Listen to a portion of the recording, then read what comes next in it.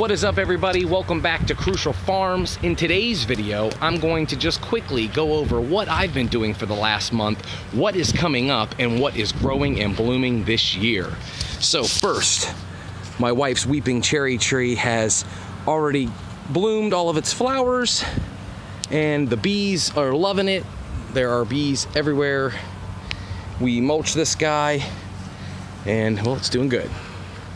The mountain laurel, which is right here, I'm gonna mulch it this year because I don't think the rocks did too much for it. So we're gonna go ahead and get all the weeds out of there and get it mulched. The blackberries are coming along, which have grown here wild for years. And that's what these are, which are growing pretty good. The deer kind of get to them, but lately we're making sure that the deer can't get to as much stuff. So let's take a look at the bonsais now. Here's all the bonsais. They're all doing well. And for anyone who said that these guys had died, you can see the green is beginning to come back in them under the leaves. Especially on this guy, you can really see the green under there. That guy came back completely. And they're all doing great. All of our praying mantis sacks that we found this year, we found about 4 of them. They are all still have yet to hatch, but hopefully will hatch soon. And we're gonna have lots of praying mantis babies everywhere. Nymphs, as they're called. My wife's peony, I moved to the ground this year from the big pot, and it looks like it's already gonna be humongous this year. Let's take a step into the green. Well, as you can see, the farm. I've wood chipped all the rows. I've got all the beds ready for the vegetables. Come in here. Got a few heads of cabbage that came up. Let's not even look at that. But about, let's say about 85%, maybe 70%, 75% of my tomatoes have come up. We've got sun golds. We have Valley Girls, which are big red ones. They're a determinate tomato.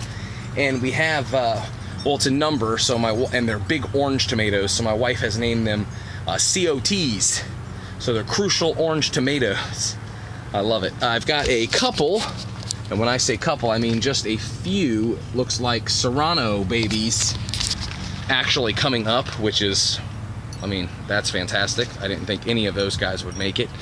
I've got a bunch of heads of lettuce to go out, some lettuce to eat, and I'm hoping any of these hot peppers will come up, but if they don't, I was scared about it having gotten too cold, so I went ahead and ordered all of the seeds that I needed, that I used this year. I reordered them just in case, because it looks like a few tomatoes may not have germinated, which can happen.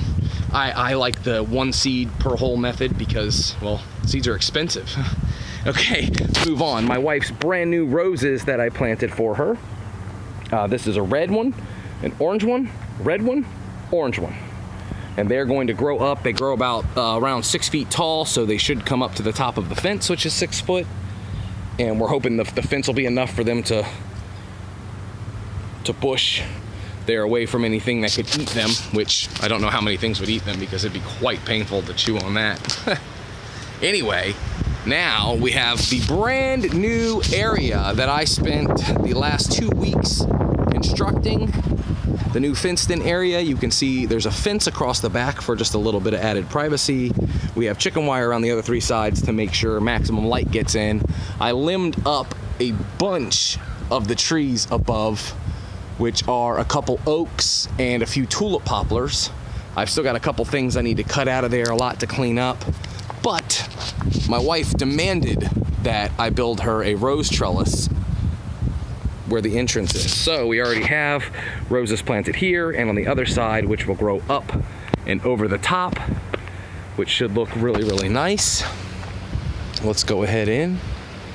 I've already done some wood chips in through the entrance. All pressure treated lumber construction. And also, if anyone's interested, I didn't film a video on this because, like I said, my cameras are junk. So I don't have the capability of just setting up my cell phone to watch me. So, but this costs around $100 to make. I do apologize about the wind. I'm sure it's loud, but it's windy. But, you know, last month came in like a lion, out like a lion, and this month's now coming in like a lion. So I think everybody's just lying. Anyway, the last thing I wanted to show you guys today, I just put in just this morning. The wife and I bought last night 2 Arctic kiwis, which I'm going to train up this bamboo trellis that I built this morning to the top of this fence, hopefully.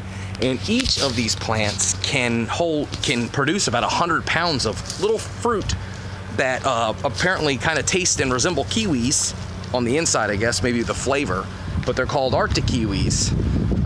And they're native to China, and they grow in Russia and stuff. So we're hoping that that's part of the beginning of our food forest, as it were, which is what this area is. We have lots of blackberries. We have these. We have planned on some red mulberry bushes to do. So yeah, please hit that subscribe button if you already haven't. I'm gonna be doing a bunch more videos. I got a lot of stuff that I'm busy doing because right now it's the time that the seeds are coming up. So we have to get this done right now. All right, I'll see you all real soon. Bye-bye.